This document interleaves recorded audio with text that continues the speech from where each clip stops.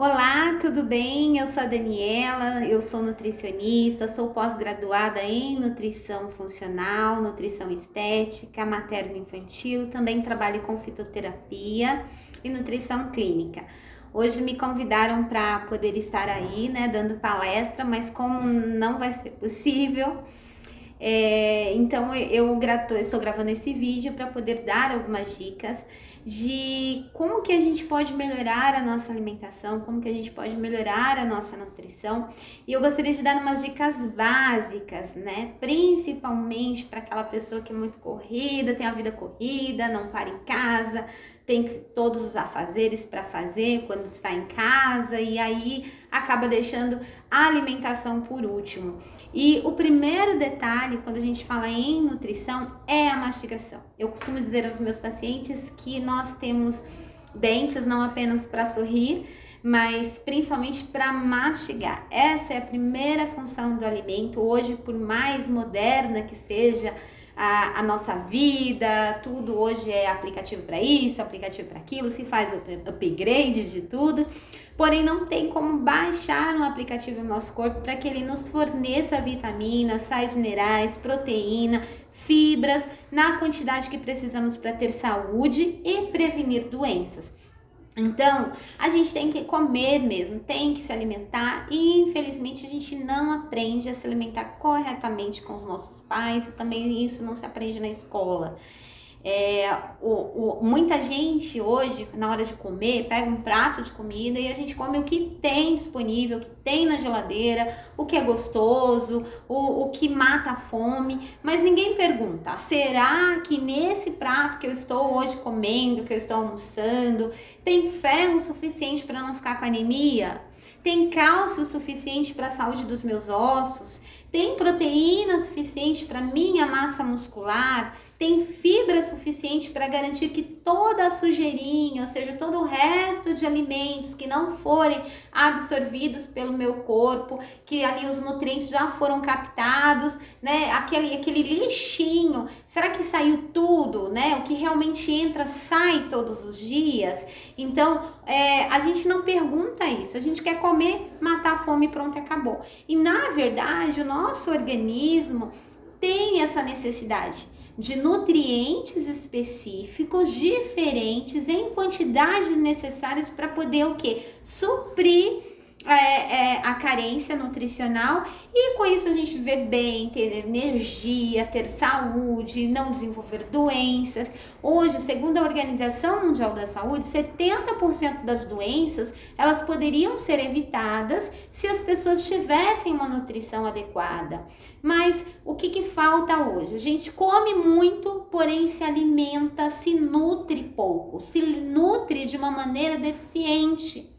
Então, assim, geralmente o café da manhã do brasileiro é aquela coisa do pãozinho francês, do café preto ou do café com leite, mas uma quantidade pequenininha ali, um colherão de açúcar branco refinado, se come ali correndo e pronto, né? Diz que já teve o café da manhã, não se faz lanche da manhã e quando se faz é uma bolacha, um biscoito, é cafezinho com açúcar, aí chega na hora do almoço para dizer assim, não, eu como salada, então vai lá e come uma folha de alface, uma rodela de tomate e já diz que é suficiente.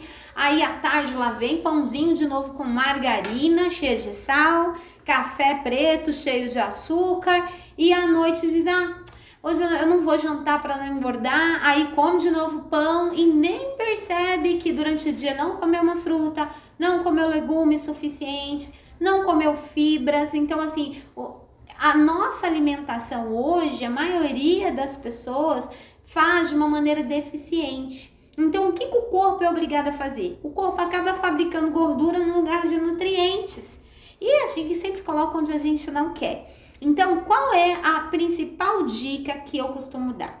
Primeira coisa, se preocupe em escolher os alimentos que você vai consumir.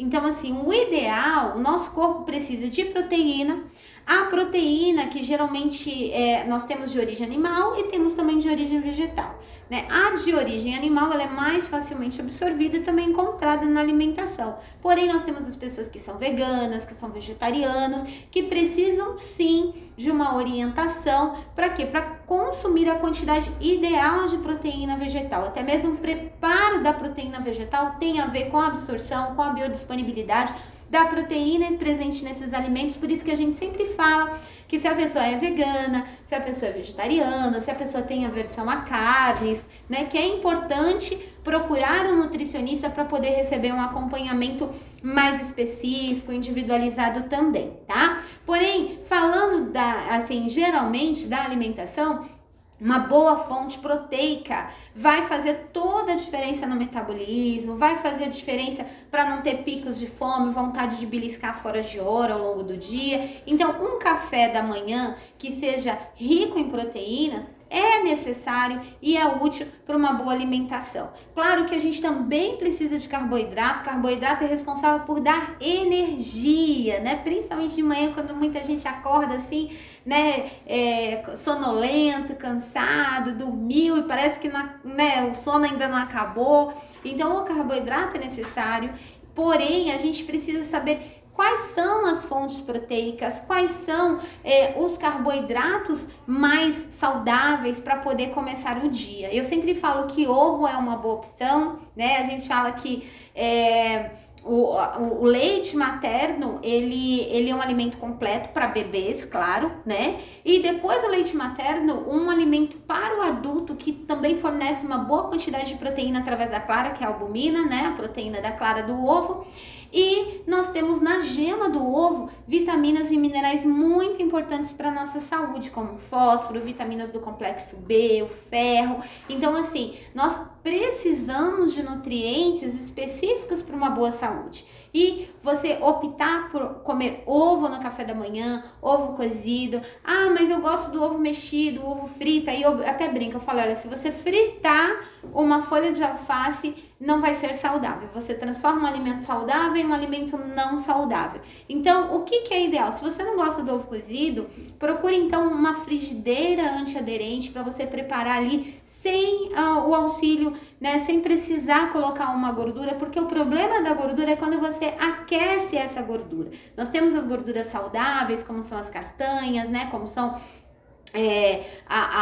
o abacate, mas quando você esquenta a gordura, você acaba o quê? Transformando uma comida, um alimento saudável, necessário para a nossa saúde, que são os lipídios, em algo que pode de repente elevar a taxa de colesterol. Por isso que tudo tem que ser acompanhadinho direitinho, tem que analisar como está a sua alimentação de acordo com os índices também de saúde.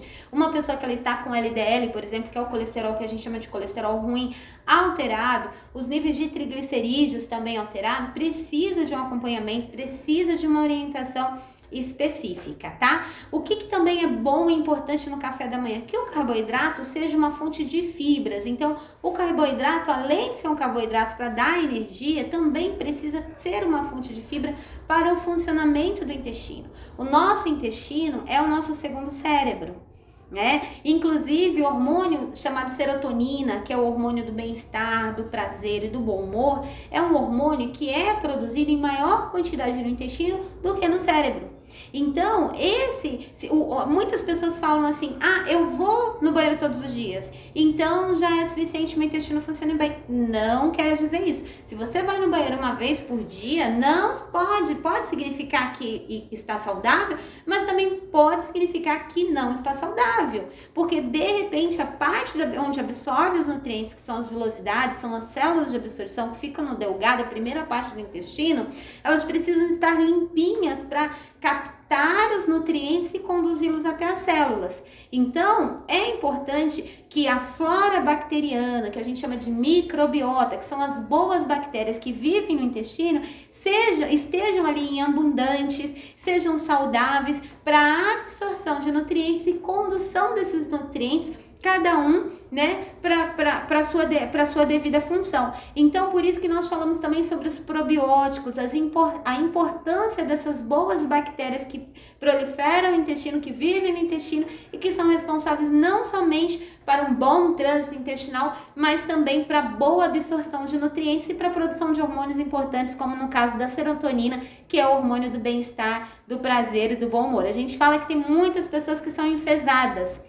Você fala para ela bom dia, ela já te pergunta bom dia por quê, né? Desde quando bom dia? Por quê? O meu dia nem começou ainda, como é que você está dizendo que está sendo bom, né? Essas pessoas, elas costumam ter o quê? A microbiota com pouca quantidade de probióticos, né? Ali sujinhas, vilosidades sujinhas. Então, por isso que muitas vezes elas tendem a ficar aí, levar a vida de mau humor. Então, é onde a gente, fazendo uma ingestão correta de fibras, um adulto hoje, em média, necessita de 25 gramas de fibras, né? Porém, essa quantidade de fibra, não é que você vai comer 25 gramas de aveia que você vai ter 25 gramas de fibras, porque uma colher de sopa de aveia possui 1,4 gramas de fibras em média.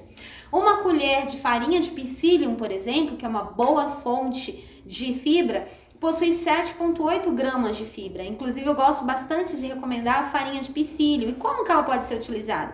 Em forma de mingau, amassada com uma fruta, por exemplo, a banana, né, com um iogurte, batido numa vitamina. Então, a farinha de psyllium é uma excelente fonte de fibra. E se você, por exemplo, optar o seu café da manhã de você consumir, por exemplo, ovo no café da manhã, consumir farinha de psyllium mais uma fruta, você está aí consumindo uma fonte de carboidrato e de fibras ao mesmo tempo, que só vai colaborar para a saúde, tá? Então isso é muito importante. Os lanchinhos intermediários que também contenham fibras, por exemplo, uma fruta acompanhada de proteína, uma fonte proteica, que pode ser um iogurte, né? Claro, se você não tem uma intolerância à lactose, por isso que no consultório nós costumamos pedir um exame para comprovar, no caso, às vezes a pessoa tem dúvida, será que eu sou intolerante à lactose? Será que realmente o meu organismo tem dificuldade para digerir a lactose? Então, a gente tira a lactose da alimentação, da dieta,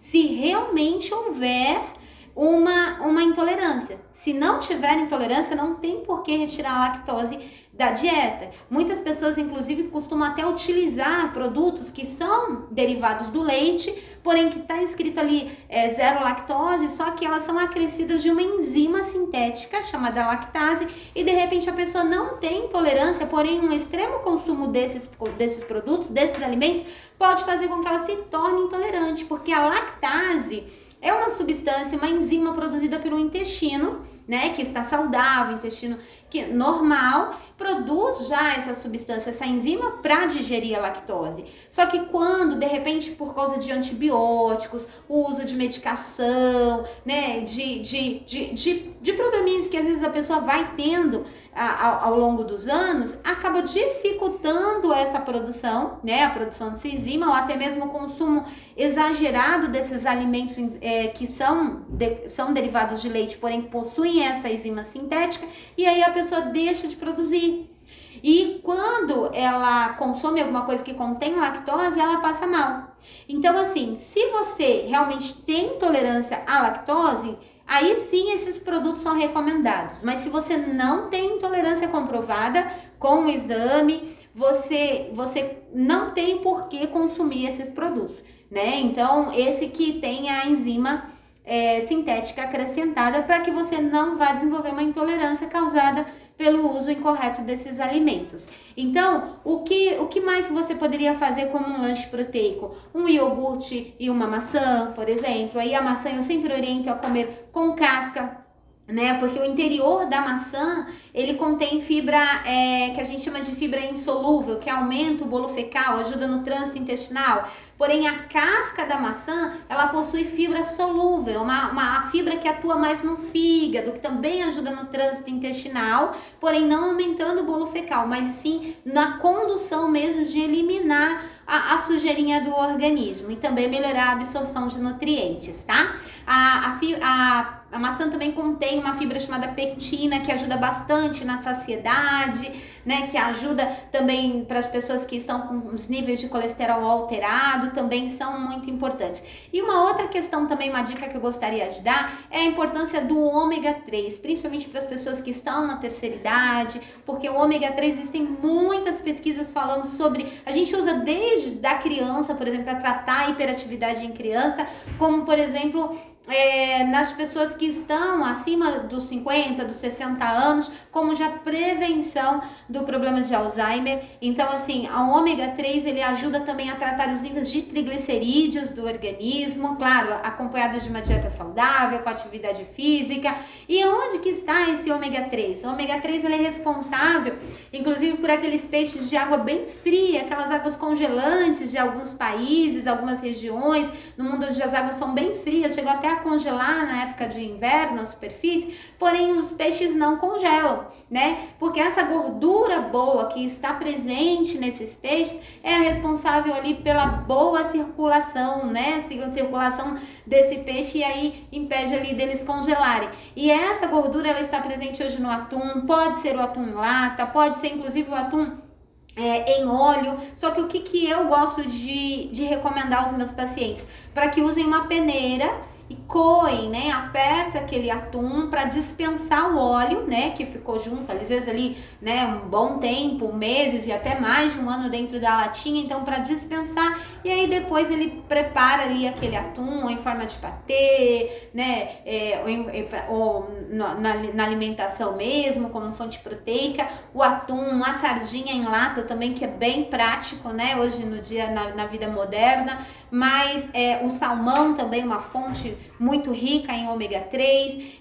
Nós temos também fontes, alimentos vegetais, por exemplo, a linhaça, que na verdade ela contém, ela se transforma em ômega 3 depois de consumida. Só que tem um detalhe na linhaça: se você consumir a linhaça inteira, a sementinha, você vai eliminar a sementinha, ela não vai ser absorvida. O que a gente recomenda é que você compre a linhaça, pode ser a linhaça escura, a linhaça dourada, e você bata no liquidificador sequinha e você transforma ali numa farinha. Só não pode armazenar por muito tempo. Então, assim, praticamente você vai ter uma boa concentração para poder transformar em ômega 3 quando você dura aí 3, 4 dias. Então você compra pequena quantidade, baixa no liquidificador, conserva aquela linhaça que você moeu por 3, 4 dias, e aí depois o que você faz?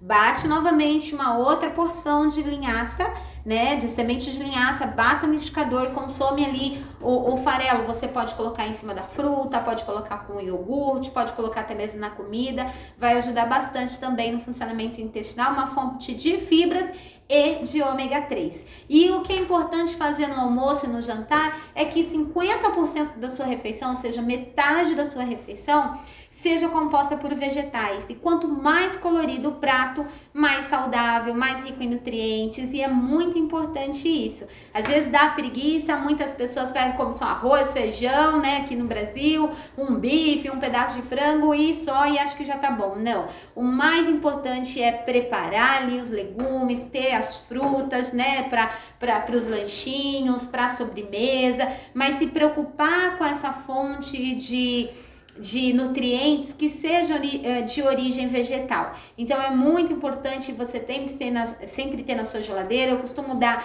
a dica de que cenoura dá para você comprar já ralada, ou já comprar e já ralar no domingo, já deixar para a semana toda. Repolho também, você pode consumir cru, pode consumir na salada, pode consumir refogadinho, cozidinho.